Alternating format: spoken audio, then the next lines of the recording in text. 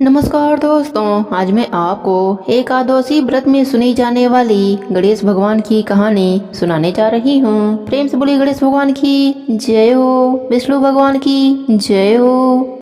एक समय की बात है, एक गांव में एक बुढ़िया माई अपने परिवार के साथ रहती थीं। बुढ़िया माई विष्णु भगवान की परम भक्त थीं। वह हमेशा दोनों पक्षों की एकादशियों का व्रत करती और कथा सुनती थीं। उन्होंने कभी भी व्रत में गणेश भगवान की कथा न कही न सुनी। इस कारण से उनका व्रत अधूरा रह गया। पर बुढ़िया माई को इस बात का पता न था। उनको लगता था कि वह तो पूरा व्रत कर रही हैं और उनके व्रत के पुण्य से उनको वैकुंठ लोक की प्राप्ति जरूर होगी। देखते ही देखते बुढ़िया माई की मृत्यु हो गई। उन्हें लेने यमलोक के दूत आए। वह देखकर घबरा गईं और बोली, मैंने जीवन भर विष्णु भगवान की भक्ति श्रद्धा भाव से किया, एकादशी का व्रत किया, मुझे तो लेने वैकुंठ लोक का विमान आएगा, मैं आपके साथ नहीं चलूंगी। इतना कहकर बुढ़िया माई रोने लगीं और विष्णु भगवान को पुकारने लगीं। विष्णु भगवान गरुड़ पर सवार होकर बुढ़िया माई के पास आए और बोले, बुढ़िया माई, तूने तो पूरी श्रद्धा से व्रत किया, पर तुमने व्रत में कभी भी गणेश भगवान की कथा न कही न सुनी, इसी कारण तेरा व्रत अधूरा है। बुढ़िया माई विष्णु भगवान से जीवन दान मांगने लगी ताकि वह एकादशी का व्रत करके उसका पूरा पुण्य प्राप्त कर सके। इस प्रकार बुढ़िया माई को विष्णु भगवान ने 2 साल के लिए फिर जीवित कर दिया। अब बुढ़िया माई जीवित होते ही गणेश भगवान का नित्य नियम करना चालू कर दिया। एकादशी व्रत करती तो पहले एकादशी व्रत की कथा सुनती और अंत में गणेश भगवान की कथा सुनने लगी। इस प्रकार 2 साल में बुढ़िया माई ने 4 11 पूरा कर लिया।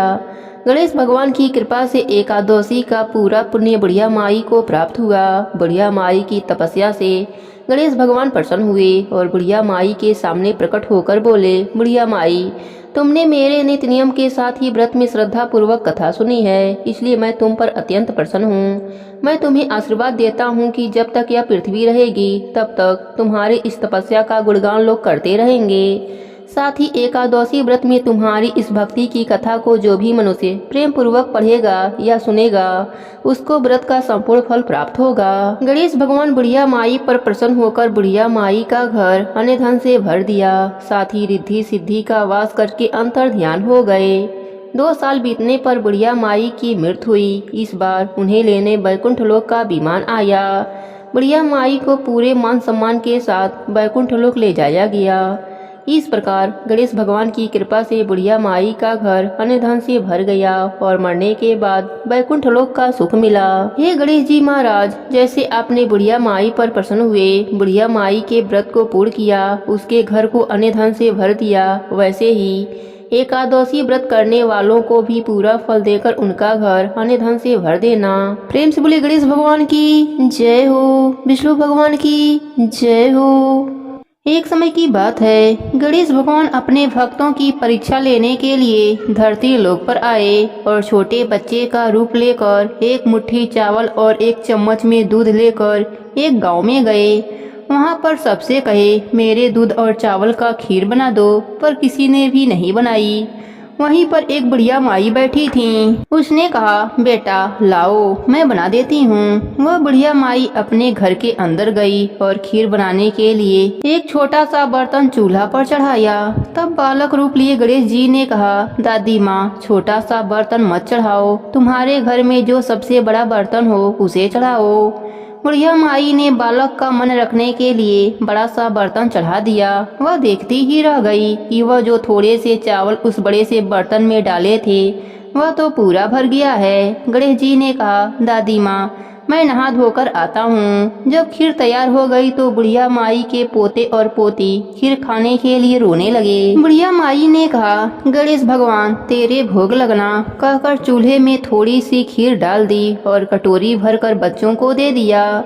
बुढ़िया माई की पड़ोसन ऊपर छत से देख रही थी तो बुढ़िया माई ने सोचा यह चुगली कर देगी, इसलिए एक कटोरी भरकर उसे भी पकड़ा दिया। बेटे की बहू ने भी चुपके से एक कटोरी खीर ले जाकर खाई और एक कटोरी चक्की के नीचे छिपा दिया। बुढ़िया माई ने भी दरवाजा के पीछे बैठकर एक कटोरी खीर खा ली।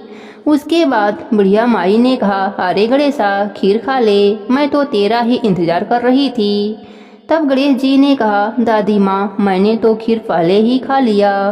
बुढ़िया माई ने कहा, कब खाई? गणेश भगवान ने कहा, जब तेरे पोते पोती ने खाई तब खाई थी, जब तेरी पड़ोसन ने खाई तब खाई थी, जब तेरी बहू ने खाई तभी भी खाई थी, जब तूने खाई तो मेरा पूरा पेट भर गया। बुढ़िया माई ने कहा, बेटा तेरी सारी बात सच है, लेकिन बहू बेचारी तो सुबह से काम में लगी है, तो फिर उसने खीर कब खाई? गणेश भगवान ने कहा, चक्की के नीचे देख, जूठा कटोरा पड़ा है, तूने तो मेरा भोग लगाया, वह तो बिना भोग के ही खा गई। तब बुढ़िया माई ने कहा, बेटा बताओ बचा हुआ खीर का क्या करूं?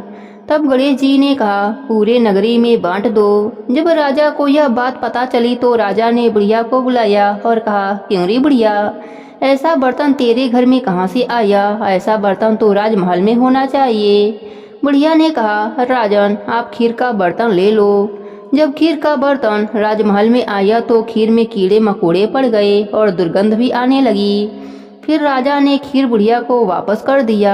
जब बुढ़िया ने खीर लिया तो खीर पहले जैसे स्वादिष्ट बन गई। फिर बचा हुआ खीर बालक के कहने पर बुढ़िया माई ने झोपड़ी के कोनों में गाड़ दिया।